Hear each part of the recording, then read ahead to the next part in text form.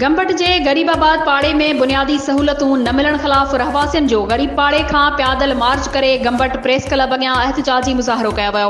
हुन मौक़े ते एहतिजाज जी अॻवाणी कंदड़ समाजी अॻवान इदरीस सुमरो, कॉमरेड सिकंदर चांडियो ऐं ॿियनि दाहींदे चयो, अॼु जे जदीद दौर में गंबट शहर जो मुख्य इलाइक़ो गरीबाबाद बुनियादी सहूलतनि खां महरूम बणियल आहे। गरीब आबादी में रोड रस्ता ऐं ड्रेनेज सिस्टम न हुजण करे रहवासियुनि खे मुश्किलातनि खे मुंहुं ॾियणो पइजी रहियो आहे। हुननि चयो आहे, असां केतिराई भेरा हुकूमती नुमाइंदा तौड़े म्यूनिसिपल इंतज़ामिया अॻियां शिकायतूं कयूं आहिनि, पर शिकायतनि जो अज़ालो नाहे थियो।